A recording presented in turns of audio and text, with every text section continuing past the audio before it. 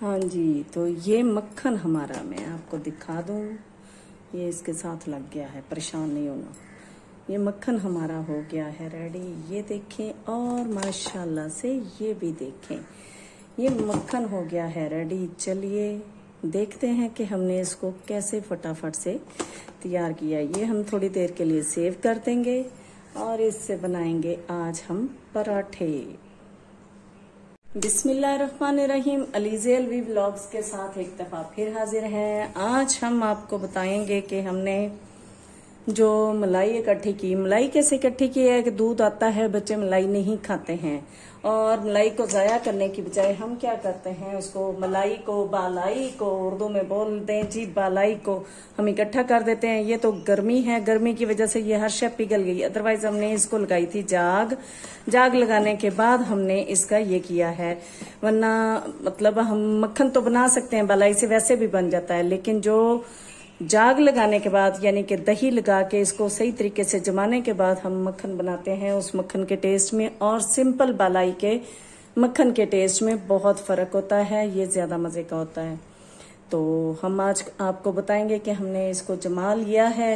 ये जमने के बाद ये गर्मी की वजह से बेचारा ऐसे हो गया है, क्योंकि हमने कुछ मिक्स भी किया है, इसमें से निकाल के हमने ये ब्लेंडर जग में भी डाल लिया है, ये देख लें। तो इसको चूंकि गर्मी है तो इसके लिए हमने लिया है ये ठंडा पानी। ये बेचारी बर्फ घुल के तो ये ठंडा हो गया है, बहुत जल्दी घुल गया है। इसमें से थोड़ा पानी हम इसमें शामिल करेंगे। ये बड़ी जल्दी फटाफट से रेडी हो जाता है, ब्लेंडर में तो खास तौर पे हाथों से भी हो जाता है।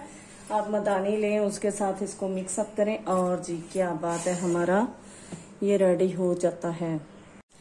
हाँ जी, तो ये हमने इसमें पानी डाल लिया और इसको ऊपर से बंद करके बस थोड़ा सा हमने इसको चलाना है। ये गर्मी है तो चींटियां अपनी मौजों से घूम फिर रही हैं, आप परेशान ना होइएगा कि यहाँ पे क्या हो रहा है। ये हमने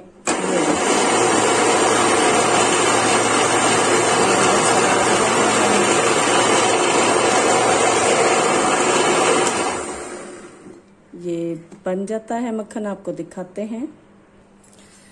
ये देखें जी, ये हमारा मक्खन कितना जबरदस्त सा रेडी हो गया। अब ये लस्सी के नीचे हमारी लस्सी है, ऊपर हमारा मक्खन है, ये आपको नजर आ रहा होगा।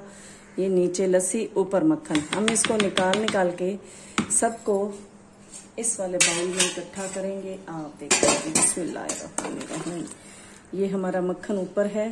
मैं आपको दिखा दूं, मुझे लग रहा है कि आपको नजर नहीं आ रहा। ये देखें जी, आपको मक्खन और लस्सी नजर आ रहे होंगे, ठीक है। तो इसमें थोड़ी सी बर्फ हम और डाल देते हैं ताकि ये अच्छे तरीके से अलग हो सके लस्सी से, वैसे तो अलग ही है। इस तरह हम सारा रेडी कर लेते हैं तो आपको दिखाते हैं फिर। हाँ जी, गर्मी जिंदाबाद। तो गर्मी है, इस वजह से आप देखें कि मक्खन जो है अभी बहुत पिघला हुआ है। हमने इसमें बर्फ डाली है, थोड़ी देर में ये सारी बर्फ जो है इसको थोड़ा ठंडा कर देगी। सबसे पहले हमने क्या करना है, मक्खन को सेव करना है। सेव कैसे करना है, इसमें से अच्छे तरीके से हमने यूं झटक के इसमें से लस्सी निकाल के फिर उसमें शामिल करते जाना, यानी अपने बाउल में रखते जाएंगे।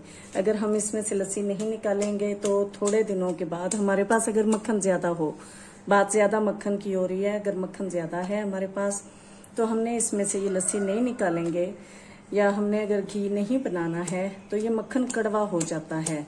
तो हमने क्या करना है, इसको अच्छे तरीके से यूं झटक के हाथों के साथ, जाहिर है काम होना है तो हाथ तो साफ सुथरे होने ही चाहिए।